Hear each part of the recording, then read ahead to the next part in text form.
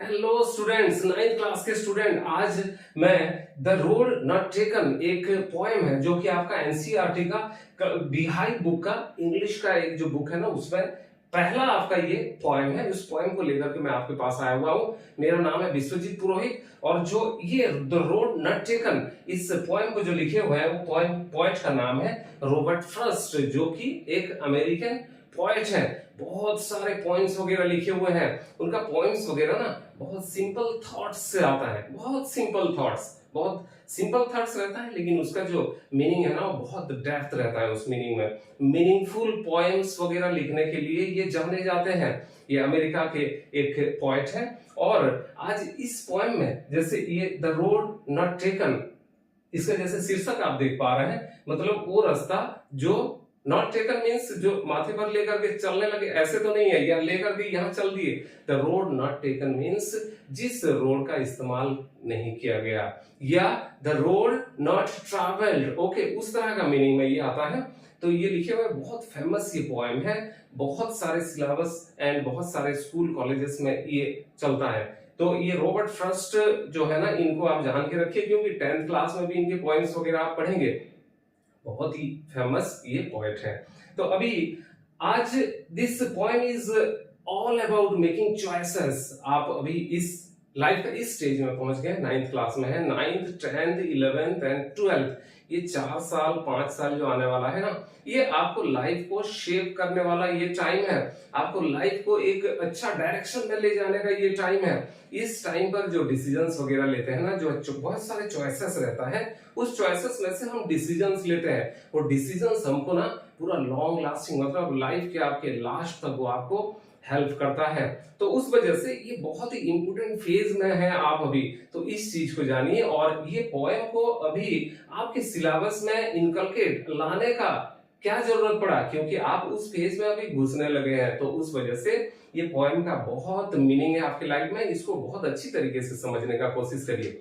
This poem consists of 4 stanzas only। 4 stanza, छोटे छोटे 5-5 line के 4 स्टैंजास में ये खत्म हो जाता है, लेकिन इसका मीनिंग बहुत है। तो इस वजह से इस वीडियो में ना मैं जैसे बताते जा रहा हूँ उसको ग्रैस्प करते जाइए और इसका कुछ वर्ड्स आएगा, उसका मीनिंग्स भी बताऊंगा। आपके बुक में भी वो मीनिंग्स वगैरह दिया हुआ है। उसके अलावा भी कुछ वर्ड्स हैं जिस वर्ड्स को आपको मैं समझा दूंगा कि इसका मतलब क्या है। और ट्रूली हिंदी में मैं समझा रहा हूँ उसको, इंग्लिश एंड हिंदी दोनों में समझा रहा हूँ, तो आप उसको बढ़िया तरीके से समझ भी पाएंगे। तो चलिए आपका टाइम को बिना लॉस करते हुए let us go to the poem now. First stanza of the poem, क्या लिखे हुए हैं पोएट बोलते हैं, the roads diverse in a yellow wood and sorry I could not travel both and be one traveler long I stood and I looked down one as far as I could to where it bent in the undergrowth। So इस stanza का पहला line में है two roads diverged in a yellow wood। पहला इसमें 2 शब्द है, एक डाइवर्स है और एक वुड है। डाइवर्स मतलब क्या है, आपके बुक में भी दिया हुआ है। Diverse mean separated and took 2 directions, मतलब डिफरेंट डायरेक्शंस में सेपरेटेड हो जाते हैं और 2 डायरेक्शंस में चले जाते हैं। डाइवर्स्ड, जैसे ही आप रास्ते में जा रहे हैं और आगे आपका रोड का काम चल रहा है, मतलब रोड अंडर कंस्ट्रक्शन है या रिपेयर हो रहा है, तो आपको एक डाइवर्सन दे दिया जाता है। वहां एक बोर्ड लगा रहता है डाइवर्सन अहेड, मतलब आपको डाइवर्ट होकर के जाना है। तो रोड को क्या हुआ, सेपरेटेड हुआ। ओके, तो the roads diverse in the yellow wood. Wood मतलब क्या है, वुड मतलब जंगल होता है, फॉरेस्ट होता है। Okay, so the two roads diverged in a yellow wood। yellow wood का मतलब क्या है, wood मतलब जंगल तो हरा रहता है, लेकिन yellow wood का मतलब है जब पतझड़ आता है ना, जब स्प्रिंग का टाइम में क्या होता है, पत्ते येलोइश हो जाते हैं। येलोइश हो करके वो पेड़ से धीरे धीरे गिरने लगते हैं। तो आप रोड पर भी देखेंगे तो येलोइश नजर आ रहा है और पेड़ों पर भी देखेंगे तो येलोइश नजर आ रहा है। तो कभी क्या बोल रहे हैं कि उसमें मतलब वो वुड को येलो वुड के नाम से जान रहे हैं। आप देखोगे तो येलोइश नजर आएगा, जैसे कि फोटोज वगैरह में आप देख सकते हैं। Okay, the roads diverged in yellow wood. Poet जाते हैं एक जंगल का एक जगह पर, ऐसी जगह पर पहुंचते हैं जहां से कि डाइवर्स्ड हुआ है, 2 रूट्स है ना, वो 2 रोड्स डाइवर्स्ड हो गया है और येलो वुड में। Okay, then next line, and sorry I could not travel both. Obviously आप अगर किसी रोड पर पहुंचते हैं और वहां से दो डाइवर्सन्स आया हुआ है तो दोनों में आप ट्रैवल कर सकते हैं क्या? बीइंग सिंगल मैन आप जा सकते हैं उसमें? नहीं जा सकते, बिल्कुल एकदम पॉसिबल ही नहीं है। तो उसी चीज को लिखे हुए हैं। The third line says, and be one traveller long I stood. Be one traveller मतलब एक सिंगल ट्रैवलर होते हुए मैं वहां पर थोड़ी देर खड़ा हो गया। क्यों खड़े हुए? आगे का लाइन में देखते हैं। and looked down one as far as I could, and looked down as far as I could means मतलब वो वहां पर खड़े हो जाते हैं और एक रास्ते को देखते हैं और जहां तक उनका नजर जाता है ना वहां तक वो देखते हैं। क्यों देख रहे हैं? कि आगे क्या हो सकता है, क्यूरियोसिटी रहता है, इस रास्ते में क्या होगा, इस रास्ते में क्या होगा, क्यूरियोसिटीज रहता है ना। तो उस तरह का वो खड़े होकर के पहले इज जजिंग द रोड कि ये रोड पर जाने से क्या होगा, कैसे है, आगे क्या है, जितना दूर तक देख पा रहे हैं और आगे तो हम देख ही नहीं पाते, आगे जाने के बाद फिर आगे दिखता है। So next line says to where it bend in the undergrowth. Undergrowth का मीनिंग है डेंस बुशेस और जो पेड़ पौधा आ जाते हैं ना उसको अंडरग्रोथ कहते हैं। अंडरग्रोथ के वहां पर जहां पर वो band in the undergrowth, road जाती है आगे, फिर उसके बाद मोड़ मोड़ ऐसे करके आता है ना। तो हम लोगों का विजन कैसे है, हम स्ट्रेट ही देख पाते हैं। तो स्ट्रेट जहां तक देखे देखे जहां से बैंड हो गया ना उसके बाद अंडरग्रोथ में वो रोड क्या हो जाता है, छिप जाता है।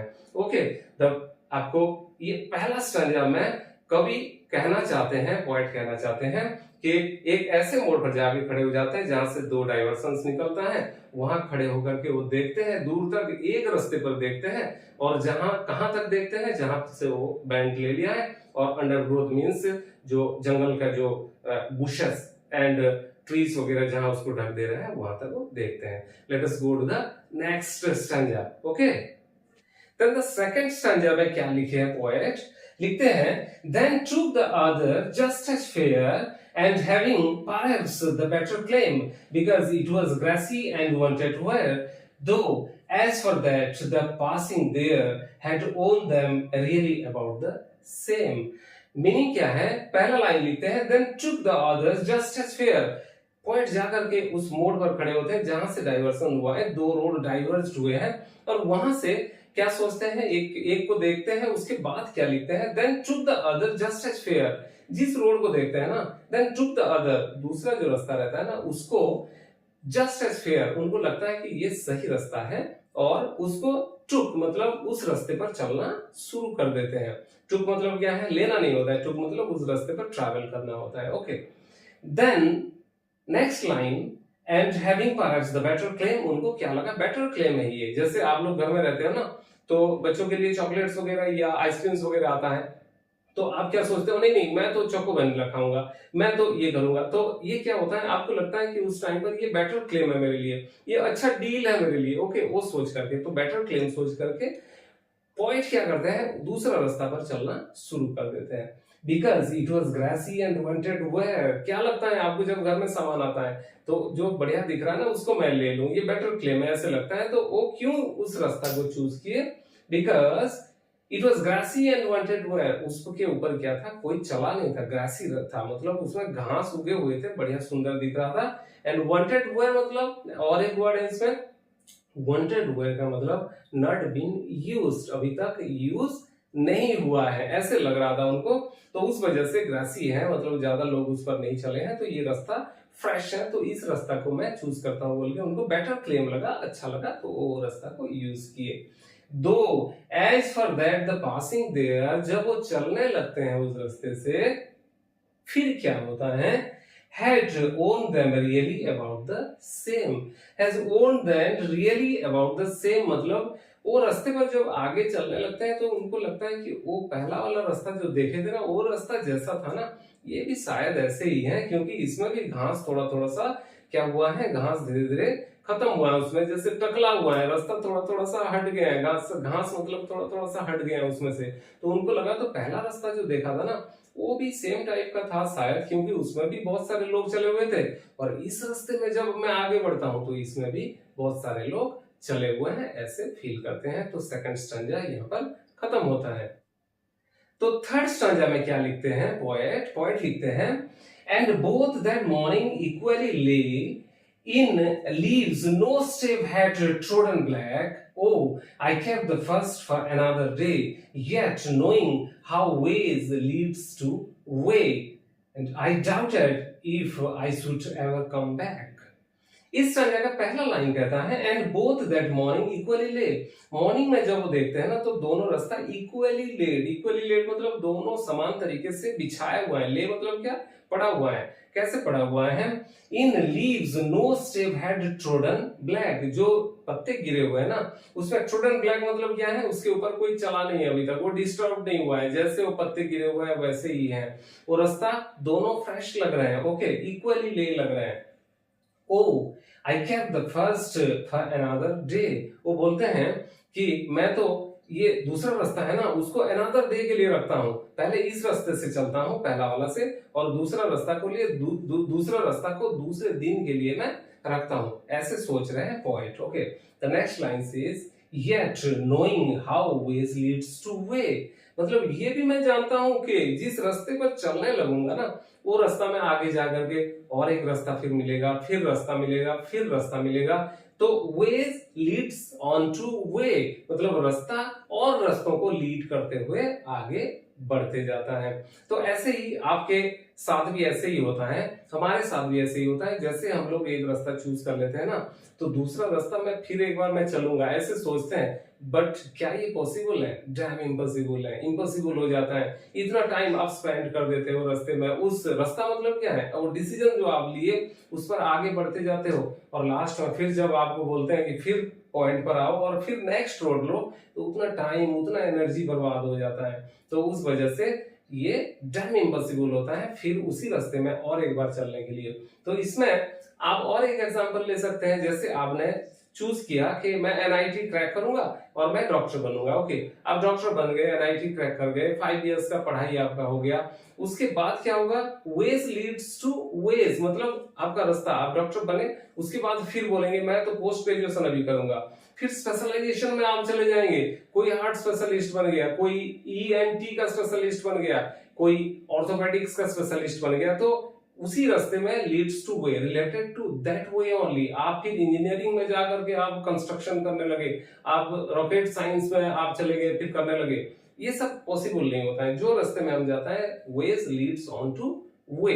And I doubted if I should ever come back, same चीज को लिख रहे हैं कि वो डाउट भी कर रहे हैं कि मैं क्या फिर पीछे आ सकता हूँ, क्या फिर दूसरा रास्ता को यूज करने के लिए कभी आ सकता हूँ। तो पॉइंट क्या है, डाउट में भी है, सोच भी रहे हैं कि दूसरे दिन आ करके दूसरा रास्ता को लूंगा, तो बहुत बड़ा डिलेमा में पड़े हुए हैं। तो यहाँ पर आपका थर्ड स्टैंजा यहाँ पर खत्म होता है। So the last stanza, fourth stanza में पॉइंट क्या कहते हैं? I shall be telling this with a sigh, somewhere edges and edges, hence two roads diverged in a wood, and I took the one less traveled by, and that has made all the difference. Robert Frost इसका point है, वो last में क्या लिखते हैं, क्या लिखे हुए हैं? पहला line, I shall be telling this with a sigh, मतलब इस चीज को मैं आज मतलब क्या है, बहुत आगे जाकर के, फ्यूचर में जाकर के। पहले जब पोएट जब इसको लिखे थे ना तब बहुत टेंडर एज में थे, कम एज में थे, उस टाइम पर 30 इयर्स से पहले लिखे थे, तो वहां पर उनको डाइवर्स रोड मिला था। अभी एक जगह में पहुंच चुके हैं, उनका एज हो गया है, और इसमें सेकंड स्टैंजा में सेकंड सेंटेंस में लिखा हुआ है somewhere ages and ages hence, मतलब हैंस जो यूज हुआ है ये क्या, फ्यूचर के लिए यूज हुआ है। हैंस मतलब फ्यूचर, मतलब 20-30 साल के बाद फिर पॉइंट बोल रहे हैं कि थोड़ा सा सहम करके, थोड़ा सा रिलीफ में, एक तरह से इस तरह का स्टेज में, साई का मतलब थोड़ा रिलीफ है और उनको अच्छा भी लग रहा है, तो उस जगह में वो बोलते हैं somewhere ages and ages hence, मतलब बहुत एज के बाद, बहुत सालों 10 सालों के बाद क्या लग रहा है, two roads diverged in a wood, मतलब वो याद कर रहे हैं कि two roads diverged in a wood, मतलब जंगल में दो रोड डाइवर्ज्ड हुए थे, एंड आई उस टाइम में, और मैं, वो बोल रहे हैं I took the one less travelled by, उस टाइम पर मैं उस रास्ता को चूज किया था जो कम लोगों ने जिसको चूज किया था, कम लोग जिसने ट्रैवल किए थे, मतलब उस रास्ते में जाने के लिए कम लोग डिसाइड किए थे। वो क्लेम जो था ना, वो क्लेम में वो अकेला जैसे ट्रैवल कर रहे थे या कम लोग उसमें ट्रैवल कर रहे थे, and that has made all the difference. और पॉइंट क्या कर रहे हैं, रिलीव्ड है, एकदम अपना लाइफ में सक्सेसफुल हुए हैं, और वो लास्ट में कहते हैं and that has made all the difference. वो जो मैंने डिसीजन लिया था ना, वो क्लेम्स में से जो दोनों में से एक रोड जो लेस ट्रैवल्ड बाय था उसको जब मैंने चूज किया था, तो मुझे अभी मैं रिलीव्ड हूं, अभी मैं सेटिस्फाइड हूं मेरे लाइफ से कि that has made all the difference. ये सारे जितने भी आज के डेट में मैं नाम कमाया हूं या जो भी मैं मतलब बना हूं आज की डेट में, वो डिफरेंस जो बना ना, वो डिफरेंस किसकी वजह से है, वो जो मैंने डिसीजन लिया था ना। क्या डिसीजन लिया था कि I took the one less travelled by, जो कम लोग ट्रैवल कर रहे थे उस रास्ता को चूज किया था, उसके वजह से मैं आज के डेट में एक डिफरेंट पोजीशन पर हूं, ये कहना चाहते हैं। तो ये खत्म होता है रॉबर्ट फ्रॉस्ट का ये पोएम, यहाँ पर खत्म होता है। इसका मैसेज क्या है, इस पोएम का मैसेज ये है कि you are at such an age now that you have to take decisions। आपके पास क्लेम्स बहुत सारे हैं, बहुत सारे आपके पास मतलब चीजें हैं, किस रास्ते में अभी जाना है आपको, वो आपको डिसाइड करना है और डिसीजन फॉर्म लेना है और उसी डिसीजन पर स्टिक करना है, और आगे जाकर के आपको फिर डिफरेंस को आप फील करेंगे कि आप सक्सेसफुल बनेंगे और आप डिफरेंसेस को फील करेंगे। तो ये था इस पोएम का जो जिस्ट है, जो मैसेज देना चाहते हैं ना जो पोएट, ये था। So students, after completion of the poem, let us go to the literally devices part। जब आप नर्सरी क्लासेस में थे या केजीस में थे, उस टाइम पर पढ़े होंगे pussycat, where have you been? I have been to London to look at the Queen। Where have you been and Queen कैसे सुनाई दे रहा है, दोनों एक जैसे। Where have you been to queen, तो एक जैसे लग रहा है, इसको राइमिंग वर्ड कहते हैं। ये आप पहले से जानते हैं, पहले से पढ़ते हुए आ रहे हैं। तो इसमें राइमिंग स्कीम यूज होता है, जैसे एक स्टैंजा अगर लिखते हैं कोई भी पोएट, तो उसमें राइमिंग स्कीम यूज होता है। तो in this poem which kind of rhyming scheme has been used, let us know. चलिए जानते हैं। तो पहले जैसे स्टैंजा में लिखते हैं, two roads diverged in a yellow wood and sorry I could not travel both. wood and both, okay, wood, wood, wood, and both, both, okay। तो wood and both, ये दोनों में किसी तरह का आपको इक्वलिटी लग रहा है जो आपके लाइंस में देख रहे हैं। तो पहले wood को क्या करते हैं, हम a दे देते हैं, ओके, इसको सिंबलाइज करते हैं a से, एंड बोथ क्योंकि दोनों अलग अलग सुनाई दे रहा है, इसको B कर देते हैं, A एंड B हो गया। Let's go to the next line, and B1 traveller long I stood. Last में क्या बोल रहा है, स्टूड, तो स्टूड STOOD, स्टूड में से इसमें से देखिए वुड एंड स्टूड सेम लग रहा है ना, तो इसको क्या करेंगे हम लोग, फिर दोनों एक जैसे सुनाई दे रहा है बोल के इसको A दे दिए। Next line says and looked down one as far as I could, तो कुड फिर एक वर्ड आ गया लास्ट में, COULD, could, wood, could, both के साथ मैच नहीं कर रहा है, वुड, कुड, स्टूड, कुड, तो ये किस मतलब किस सिंबल में आएगा, अभी जैसे A में आ गया, ओके। उसके बाद the final one is to where it bend in the undergrowth, wood and undergrowth नहीं मैच कर रहा है, किसके साथ मैच कर रहा है, बोथ अंडरग्रोथ इक्वल सुनाई दे रहा है, तो ये राइमिंग वर्ड है। तो हम लोग क्या करेंगे, अंडरग्रोथ,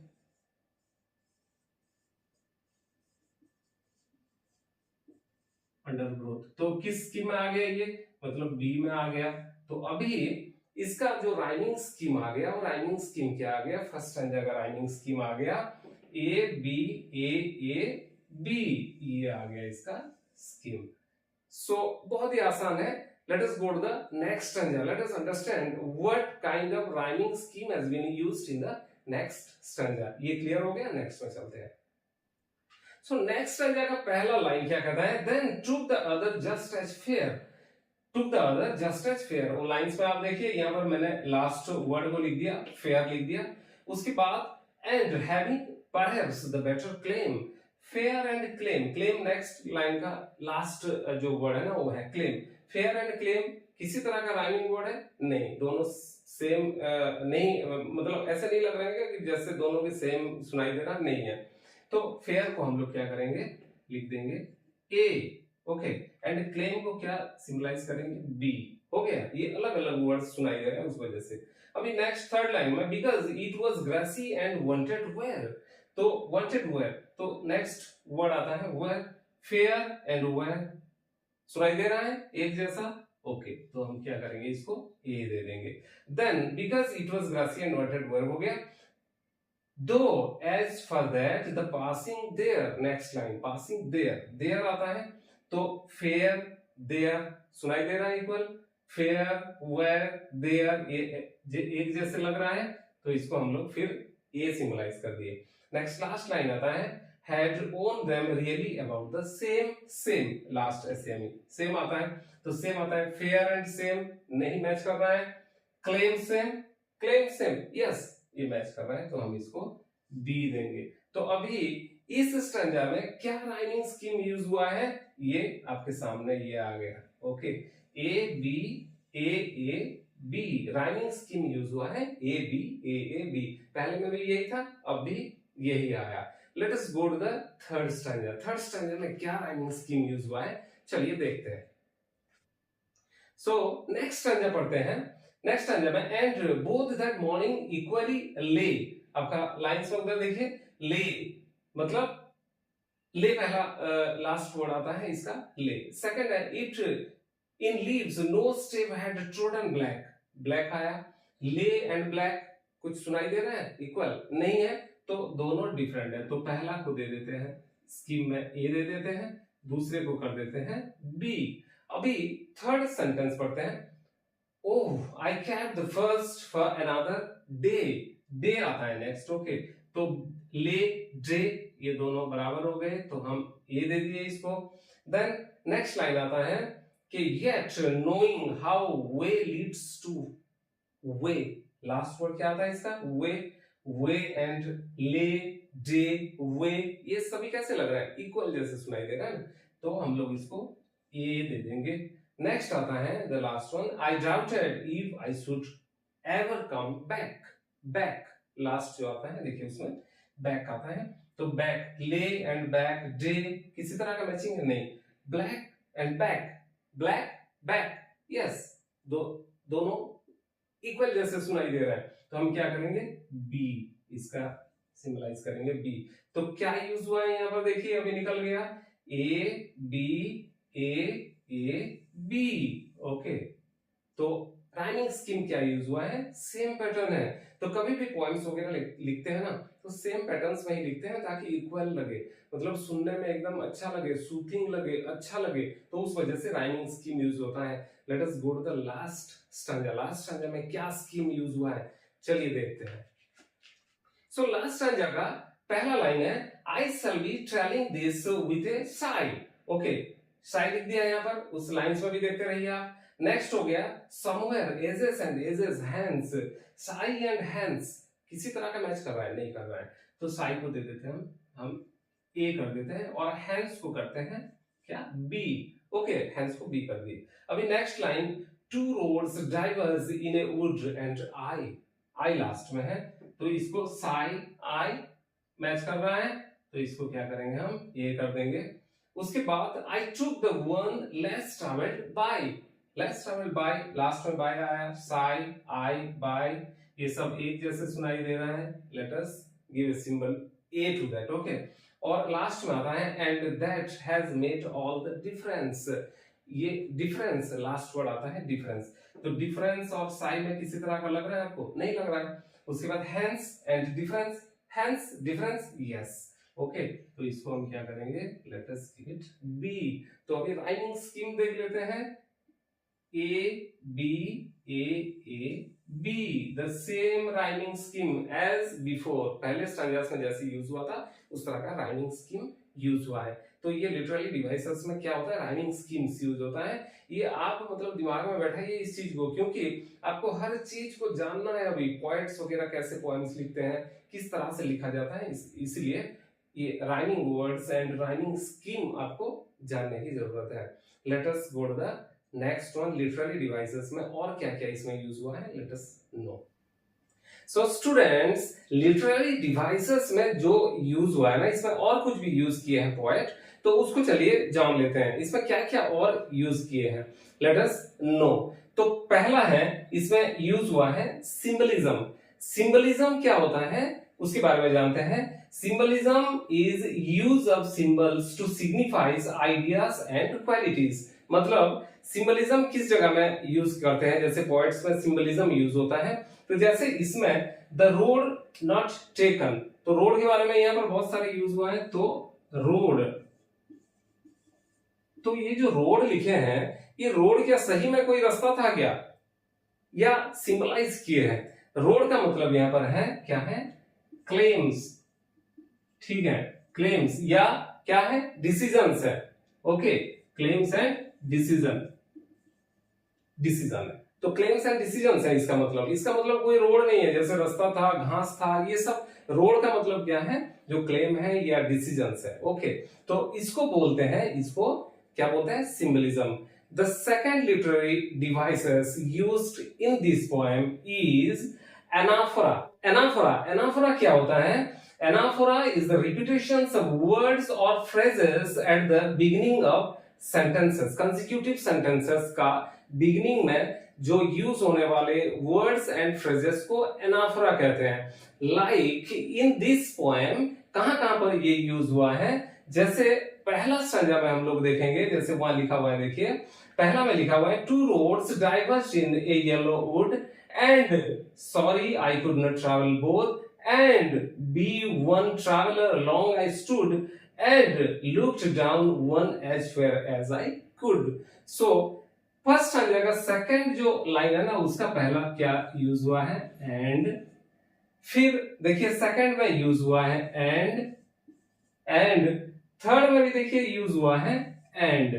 ओके, सो क्या हुआ है, ये बिगिनिंग ऑफ द लाइन ये यूज हुआ है। फ्रेज और वर्ड जो भी यूज हुआ है, देखिए बिगिनिंग कहीं बीच में नहीं या लास्ट में नहीं है, जब स्टार्टिंग में जैसे लिखा हुआ है and sorry and be and looked, मतलब ये स्टार्टिंग में जैसे लिखा हुआ है, तो इसको क्या बोलते हैं, एनाफोरा कहते हैं। एनाफोरा के बारे में समझ गए। चलिए नेक्स्ट हम लोग लिटरेरी डिवाइसेस में चलते हैं। Next one is alliteration. Alliteration किसको कहते हैं, एलिटरेशन का चलिए समझ लेते हैं पहले। Alliterations means repetition of consonant sound. Consonant sound का repetition को alliteration कहते हैं।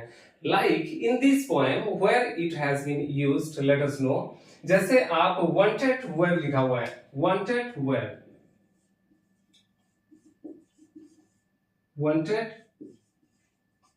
where, wanted where कहां पर लिखा हुआ है, ये सेकंड जो स्टैंजा है ना, आप देख रहे हैं सेकंड स्टैंजा का थर्ड लाइन में आपको लिखा हुआ है वांटेड वेयर। वांटेड वेयर जो लिखा हुआ है, ये कैसे यूज कैसे हुआ है, देखिए वांटेड में आप कैसे यूज, वांटेड वो का यूज हुआ है एंड वेयर में भी वो का यूज हुआ है। तो कैसे कंसोनेंट साउंड कैसे कर रहा है, साउंड के हिसाब से हमको मतलब उसको चूज करना है और जानना है, तो उसको क्या बोलते हैं, उसको बोलते हैं एलिटरेशन। ओके, ऐसे ही सेम आगे चलते हैं, जैसे इसमें आपको दिखाई दे रहा है सेकंड स्टैंजा का फोर्थ लाइन में आप देख पा रहे हैं दो एंड दैट, क्या लिख रहा है, दो एंड दैट, THOUGH एंड दो एंड दैट। दो एंड दैट में से ये दोनों का भी जैसे आप उसका साउंड सुनेंगे ना, तो कंसोनेंट साउंड इक्वल एक जैसे लगेगा, तो उसको बोलते हैं, क्या बोलते हैं, alliteration. In the same way आप देखिए उस स्टैंजा में फर्स्ट फॉर किसमें है, थर्ड स्टैंजा का थर्ड लाइन में लिखा हुआ है first for. Okay, first and for, first and for जो लिखा हुआ है, इसका भी फॉर यहां पर यूज कैसे हुआ है, फर्स्ट एंड फॉर, तो ये जो यूज हुआ है इसको बोलते हैं एलिटरेशन। तो ये भी लिटरली डिवाइसेस यूज में ये भी आता है, तो ये भी आप समझ गए। अभी चलते हैं नेक्स्ट में। नेक्स्ट होता है रिपीटेशन। रिपीटेशन में क्या होता है, एज द वर्ड, हम उसको जैसे समझ पा रहे हैं, रिपीटेशन मतलब रिपीट हुआ है, बार बार रिपीट हुआ है, बार बार मतलब यूज हुआ है, तो उसको रिपीटेशन बोलते हैं। रिपीटेशन का मतलब इसमें क्या है, repetition of words and phrases in the poem. Poem के दौरान कोई भी वर्ड या कोई भी जैसे आपको फ्रेज को अगर रिपीटेडली यूज हुआ है तो उसको रिपीटेशन बोलते हैं। एज इन द पोएम क्या लिखा हुआ है, two roads diverged, okay, two roads diverged, ये यूज हुआ है, कहां कहां पर यूज हुआ है। अब चलिए पोएम का फर्स्ट आपका जो स्टैंजा है ना, उसमें लिखा हुआ है two roads diverged in a yellow would है। और आप जब पूरा गो थ्रू हो जाएंगे तो लास्ट में जब स्टैंजा में पहुंचेंगे फोर्थ, फिर आप देखेंगे द रोड्स डाइवर्ज्ड, और भी लिखा हुआ है, आप उसको जब देखेंगे जैसे कि उस वहां पर आप देख पा रहे हैं, तो ये क्या हुआ है, द रोड्स डाइवर्ज्ड रिपीटेडली यूज हुआ है, ये फ्रेज को रिपीटेडली यूज किया है, तो इसको कहते हैं रिपीटेशन। बहुत सिंपल है, कुछ भी नहीं है। तो इस वजह से आज की डेट में जैसे ही आप लिटरली डिवाइसेस में इसमें जानने के लिए कोशिश करेंगे तो इसमें क्या क्या यूज हुआ है, पहले हुआ है सिंबलिज्म यूज हुआ है। सिंबलिज्म मतलब कोई भी एक जैसे रोड लिखा हुआ है उसका सिंबल कुछ और है, उसका डिसीजंस है, उसका क्लेम्स है, तो ये हो गया चॉइसेस है, ओके। एंड सेकंड में आप चलेंगे तो एनाफोरा यूज हुआ है, उसमें थर्ड में यूज हुआ है एलिटरेशन यूज हुआ है, एंड फोर्थ में रिपीटेशन यूज हुआ है, जिसको मैंने बढ़िया तरीके से एलाबोरेट कर दिया है। Let us go to the question and answer section now, जो कि आपको मार्क फेचिंग और मार्क्स कैसे लाएंगे आप एग्जाम में, उस जगह में आप जैसे कि आप जिसमें से समझ चुके हैं पूरे, जैसे आप अगर वर्ड्स फ्रेजेस एंड उसका थीम जैसे आप समझ चुके हैं ना, उस तरह से अगर समझ गए हैं तो आपको ये बहुत ही आसान तरीके से इसको क्लियर हो जाएगा। So let us go to the solution section, means the question answer section. So students, we have come to the question answer section now. This part of the poem, no, it is very important for you from exam point of view. So you have to fetch maximum mark from these questions will come in your examination. And if you are very well gone through the poem and the phrases, whatever has been used in this poem, then I'm damn sure that you will secure the maximum marks in your examination. So बहुत ही आसान तरीके से आपको मैं समझा दिया हूं। अब क्या करना है, जो भी क्वेश्चन आता है उसको प्रिसाइज छोटे तरीके से उसको लिख दीजिए। तो पहला क्वेश्चन है इसका शॉर्ट क्वेश्चन टाइप का। So let us go to the question now. Where does the traveler find himself? What problem does he face? क्या बोल रहा है, जो ट्रैवलर थे, ट्रैवलर कौन थे, पोएट ट्रैवलर थे, तो वो पोएम के हिसाब से किस जगह में वो जाकर के खड़े होते हैं। And the second part is what problem does he face, मतलब वो क्या प्रॉब्लम को फेस करते हैं वहां जाकर के। हम बहुत अच्छी तरीके से जानते हैं कि वो एक वुड में मींस एक जंगल में पहुंचते हैं और एक डाइवर्स रोड, मतलब जहां से दो रास्ते डाइवर्स हो रहे थे वहां पर जाकर के वो पहुंचते हैं, ये पहला आंसर है।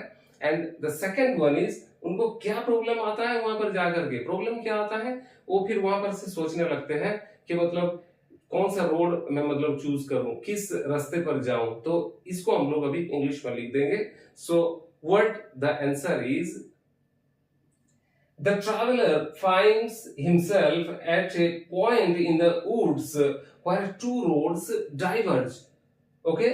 And the second part is the problem is that he cannot travel both the roads and thus he has to choose one between them, मतलब क्या है, वो दोनों रोड पर ट्रैवल नहीं कर सकते हैं, तो उनमें से, क्योंकि ऑब्वियसली हम दो रोड अगर है तो एक ही रोड पर जा सकते हैं ना, बीइंग सिंगल वन, तो दोनों रोड पर वो ट्रैवल नहीं कर सकते, तो वो किस रास्ते पर मैं जाऊं बोल करके वो सोच में पड़ जाते हैं। तो ये उनका प्रॉब्लम था। सो this is the answer of the first question. Let us go to the second question. Second question says, discuss what these phrases mean to you.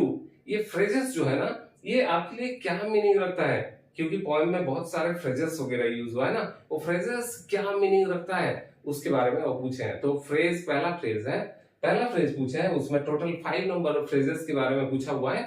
पहला फ्रेज है, बोल ए yellow would, A yellow would मतलब क्या है, आप poem में चलिए return फिर एक बार हम लोग सोचते हैं। येलो वुड किसको बोले हैं? जब ऑटम सीजन में जब पत्ते गिरते हैं ना, पतझड़ पत्ते गिरते हैं और येलो येलो होकर के पत्ते सब गिर जाते हैं, नीचे भी गिरे हुए हैं, ऊपर भी पत्ते येलोइश येलोइश होकर के हैं, तो उस टाइम पर कैसे दिखता है वुड या जंगल कैसे दिखता है कि जैसे येलोइश है, पूरा येलो येलो दिखता है, ग्रीनरी खो जाता है और येलोइश जो है ना, येलोइश नजर आता है, तो उसको बोले हैं। So the answer will B a yellow wood means the phrase a yellow wood indicates a forest during the autumn season. autumn season में एक जो wood है ना उसको indicate कर रखा है। The second one is it was grassy and wanted where. It was grassy and wanted where किस जगह में यूज हुआ है पोएम में? पोएम में पॉइंट लिखे हैं कि दोनों road grassy and wanted wear, मतलब वांटेड वेयर मतलब अनयूज्ड, बताया था आपको मीनिंग, अनयूज्ड, यूज नहीं हुआ है, तो उस तरह से वो यूज किए हैं। सो क्या लिखेंगे?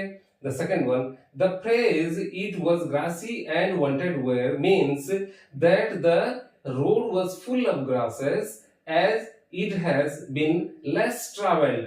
As people haven't worked on it, it is yet to wear out. Means उस पर बहुत ज्यादा लोग चले नहीं हैं, तो उस पर मतलब वेयर आउट नहीं हुआ है, उसके ऊपर मतलब वांटेड वेयर मतलब क्या है? यूज नहीं हुआ है। ओके, द थर्ड फ्रेज में क्या है?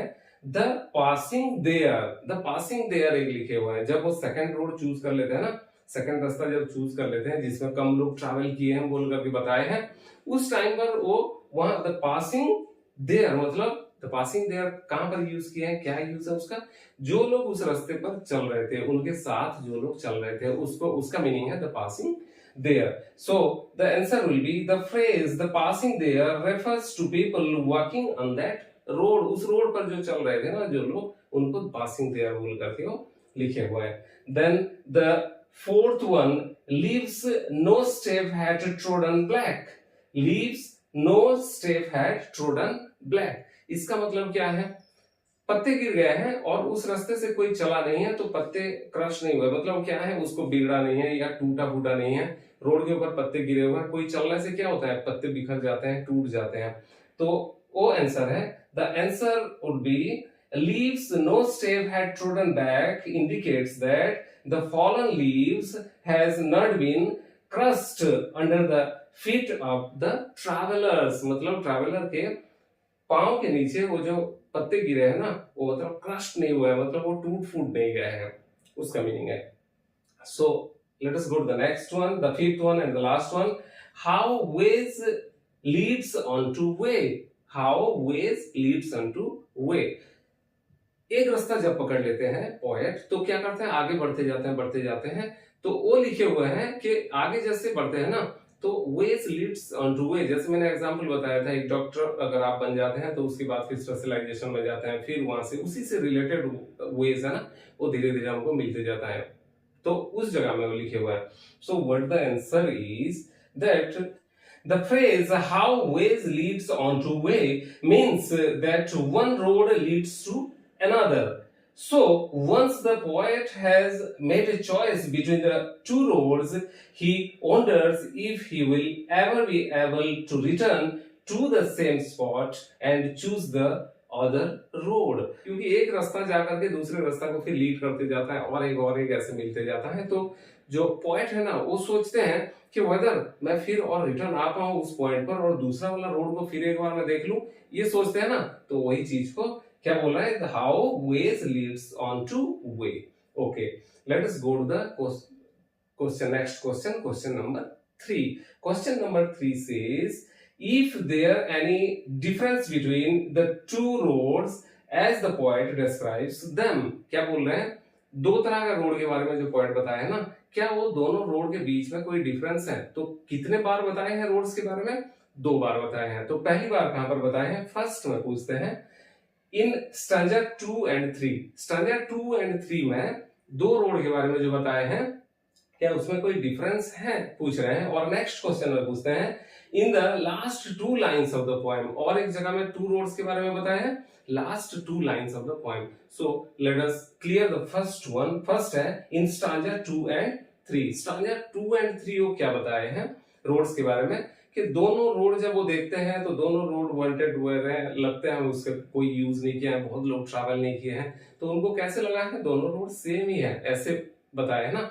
So let us write the answer. So first answer is no, there is no difference between the two roads as the poet describes them in stanza 2 and 3, as he says the passing there had to own them really about the same, and the equally lay in the leaves no stage has trodden black. Okay, क्या बोल रहे हैं कि दोनों रास्ता equal लग रहे थे, रोड से ट्रोडन ब्लैक नहीं था और वो फ्रेश था, दोनों रोड ग्रासी लग रहे थे, तो दोनों इक्वल लग रहे थे। अभी let us go to the second one. Okay, second में क्या बोलते हैं, in the last two lines of the poem, poem का लास्ट टू लाइन्स में दोनों रोड को कैसे बताएं, क्या डिस्क्राइब किए हुए हैं, वो बताए हुए हैं कि एक रोड को मैं चूज कर लेता हूं जो रास्ता की कम यूज हुआ है, लोग कम ट्रैवल किए हुए हैं उसके ऊपर, और that made all the difference, मतलब उस रास्ता को जब मैं चूज किया ना तो मैं आज की डेट में मतलब ऐसे हूं, मैं बहुत अच्छे से हूं, या ही सेटिस्फाइड, अपने लाइफ से वो सेटिस्फाइड है। So let us write the answer now. Second one, in the last two lines of the poem, the poet indicates a difference between the two roads as he says that he took the road that was less traveled by and that he made a huge difference in his journey. जैसे मैंने बताया था कि वो एक रास्ता को choose करते हैं और उस रास्ते में कम लोग ट्रैवल कर रहे थे, तो उस रास्ता को जब चूज करते हैं ना तो आगे जाकर के बहुत एजेस एंड एजेस लिखे हुए हैं, बहुत दिन के बाद, बहुत सालों दर सालों बाद वो बहुत सक्सेसफुल हो जाते हैं आगे जाकर के, और वो डिफरेंस क्रिएट करता है बोल करके वो लिखे हुए हैं। सो this is the actual answer of this questions. Now let us go to the fourth question. Fourth question says that what do you think the last two lines of the poem mean? In bracket it is written, looking back, does the poet regret his choice or accept it? क्या बोल रहा है इसमें, what do you think at the last two lines में आपको poem का क्या meaning निकलता है? क्या द पोएट जो है, क्या जो लिखे हुए हैं, जो पोएट है, वो क्या रिग्रेट फील कर रहे हैं क्या, जो रास्ता को चूज करके, जो रास्ता उन्होंने चूज किया या जो ऑप्शंस उन्होंने लिया तो उसको चूज करके क्या वो रिग्रेट फील कर रहे हैं क्या? सिंपल सा क्वेश्चन है, क्या कर रहे हैं और रिग्रेट फील नहीं, वो अपने आप में सेटिस्फाइड है। So let us write the answer now. The last two lines of the poem talks about taking a decision and accepting its consequences, good or bad. The poet chose the road that was less traveled by, which indicates he took a decision that people would not take generally. Okay, next it says, he says in the last line of the poem that his choice of taking the road less traveled by has made all the differences. He does not seem to regret his choice. Okay, तो क्या बोल रहे हैं, वो जो less travel by road था ना उसको उन्होंने ऑप्ट किया या लिया, उसी रास्ते पर ट्रैवल किए, और एट लास्ट जाकर के क्या बोल रहे हैं, वो कम लोगों ने ट्रैवल किया था और लास्ट में वो क्या है, ये it made all the differences, उनके लाइफ में जो भी सक्सेस उनको मिला, जो भी मतलब उनको नाम या नेम एंड फेम मिला, तो वो इस वजह से मिला क्योंकि उस रास्ते को उन्होंने चूज किया, तो रिग्रेट फील नहीं कर रहे हैं। सो this is the best answer. Okay,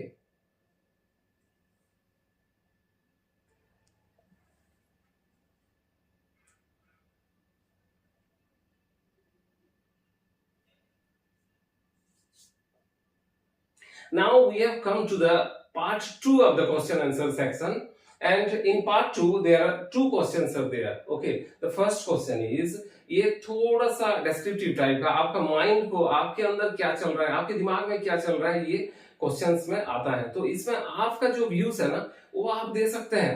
जैसे मैं अभी कुछ आपको लिखवाऊंगा, उसको आंसर में आप ले सकते हैं, अदरवाइज आपके दिमाग में जो भी चल रहा है ना, जैसे आप सोच पा रहे हैं उस तरह से भी आप आंसर कर सकते हैं, because you are free and independent in such kind of questions. ये कोई ऐसे क्वेश्चन नहीं है जिसमें कि एग्जैक्ट वही आंसर आए, नहीं, you can think and you can just right the answer, आपके पर्सपेक्टिव में क्या है। तो चलिए फिर भी मैं एक आंसर बताऊंगा उसको, आप इसको लिख सकते हैं, नहीं तो अपने तरह से भी इसको मोल्ड कर सकते हैं। So the question says, question 1, have you ever had to make a difficult choice और do you think you will have difficult choices to make?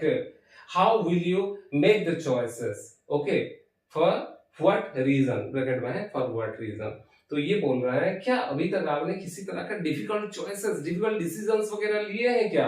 क्या आपको लेना पड़ सकता है क्या आगे, बोल के पूछा है। और नेक्स्ट में पूछता है how will you make the choice, ये चॉइसेस आप कैसे लेंगे आगे जाकर के, किस तरह से ये डिसीजन आप लेंगे बोल करके पूछ रहा है। तो इसका आंसर जैसे मैंने बताया कि आप अभी 9th स्टैंडर्ड में हैं, तो आपको अभी डिसीजंस वगैरह शायद आपने डिफिकल्ट डिसीजंस वगैरह नहीं लिए होंगे, क्योंकि वो टाइम अभी आने वाला है when you will just clear your 10th exam, your 12th exam. That time you have to take such kind of decisions. Okay, you have to think about your future, then in which direction you want to go, means in which way you want to take yourself with. Okay, so you have to take such kind of decisions. So right now अभी क्या है, आपको मतलब 9th class में है, अभी decisions वगैरह नहीं लिए हैं।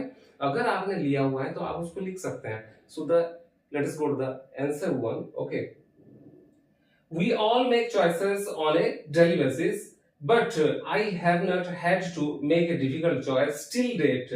मतलब अभी तक मैंने कोई डिसीजन नहीं लिया है। I will have to face challenges in the years to come as I grow up. जब मैं बड़ा हो जाऊंगा तो डिसीजंस मुझे लेना पड़ेगा। Then I will have to make difficult choices.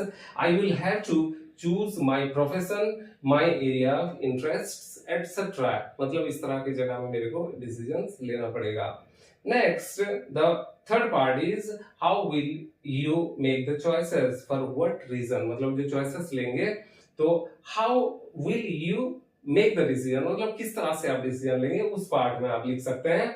I think when such A situation comes I will not just follow the herd, I will think it through and just like the poet, if required, I will take up the unexplored paths. मतलब अब क्या है, मैं वो भीड़ भड़ाके में, मैं जहां पर भीड़ भड़ाका चल रहा है ना, जहां रैट रेस चल रहा है ना, उस जगह में शामिल नहीं रहूंगी या नहीं रहूंगा। मैं क्या करूंगा, जैसे पोएट ने जैसे डिसीजन लिया था कि जहां लेस ट्रैवल्ड बाय रोड था, उस तरह का कोई डिसीजन मैं आगे जाकर के ले सकता हूं या ले सकती हूँ। Okay, so this is the answer. But आप कुछ भी लिख सकते हैं इसमें, आपके दिमाग में जो भी चल रहा है ना वो सब आप इसमें लिख सकते हैं। ये उस तरह का एक क्वेश्चन है जिसमें आपको मतलब एक्सप्लोर कर सकते हैं अपने आप को। Let us go to the question number 2। Okay, question number 2 में क्या बता रहा है, ऐसे ही डिस्क्रिप्टिव टाइप का आप लिखना, आपका दिमाग इस्तेमाल करके लिखना, कहीं से बुक से भी आप नहीं लिख सकते हो, कहीं से भी लिख सकते हो।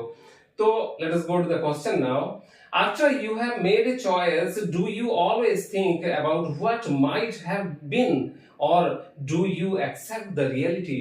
क्या बोल रहा है कि कुछ आप जब कोई जैसे आप ये ले लेते हैं, जैसे डिसीजन ले लेते हैं, डिसीजन लेने के बाद आप क्या फिर सोचते हैं कि मतलब और कुछ हो सकता था, ऐसे हो सकता था, और जो रियलिटी आपको मतलब जिस जगह में आप पहुंचते हैं तो उसको क्या एक्सेप्ट करते हैं। अगर आप सक्सेसफुल होते हैं तो क्या एक्सेप्ट करते हैं, क्या आप फेल्योर हो जाते हैं तो क्या एक्सेप्ट करते हैं, बोल करके इस क्वेश्चन में पूछ रहा है। ओके, सो क्या होना चाहिए, एक्चुअली में एक लाइफ है, बहुत प्रीशियस लाइफ है, तो हम जो डिसीजन वंस ले लेते हैं ना, उस पर हमको स्टिक करना है, उस पर आगे बढ़ते जाना है। क्या होगा, क्या होता नहीं होता, इस प्लेस का कोई जगह नहीं है, कोई प्लेस नहीं है इस तरह का थॉट्स का। इस तरह का थॉट्स अगर हम लोग लेने लगेंगे तो हम लोग क्या रिग्रेट फील करेंगे, रिग्रेटेड फील करेंगे, मतलब ऐसे पछतावा लगेगा कि क्या हो गया मेरे लाइफ में। नो, हम जब एक डिसीजन ले लेते हैं तो we have to stick on that. So let us write the answer now. There is no point in regretting or thinking about what might have been. Such thoughts will always keep us in a hold of the past and never let us see the benefits of the choices we made. Accepting reality is the best way to overcome any situation. So, reality को accept करने से ना किसी भी situation को हम handle कर सकते हैं। हमारा डेस्टिनी जहां तक है वहां तक हम पहुंच सकते हैं। जिस रास्ता हमने चूज किया उसको हम बोल सकते हैं कि the best way we have chosen. जैसे कि आपका पोएट ने क्या रिग्रेट फील नहीं किए हैं, और जो लेस ट्रैवल्ड बाय जो पाथ था उसमें वो ट्रैवल किए, और लास्ट में जाकर के अपने आप में सेटिस्फाइड है। सो लाइफ ऐसे ही होता है। लाइफ में क्या है, सेटिस्फेक्शन बहुत जरूरी है। कुछ भी डिसीजन लेते हैं तो हमको सोचना चाहिए कि that decision is very firm और मैं कुछ सक्सेसफुल इसमें बना या बने। So this is all about the question answer part. So पहले से हम लोग जैसे पढ़ते आ रहे हैं, पोएम को पढ़े, उसके बाद हम उसका ग्रामेटिकल पार्ट को पढ़े, देन हम आकर के क्वेश्चन आंसर को अभी किए। तो इस क्वेश्चन आंसर सेक्शन या पोएम का किसी भी पार्ट में आपको किसी तरह का भी डाउट है तो आप बेझिझक आपका कमेंट सेक्शन में आप उसको लिख दीजिए। और कमेंट सेक्शन में इस बार सभी को लिखना जरूरी है। कमेंट सेक्शन में लिखिए लाइफ में आप क्या बनना चाहते हैं, आपका पैशन क्या है। ये दोनों क्वेश्चन का आंसर आपका कमेंट सेक्शन में आप लिख करके रखिए।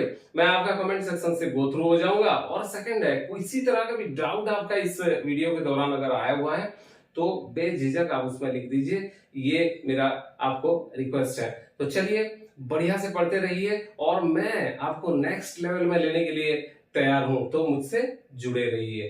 Bye bye.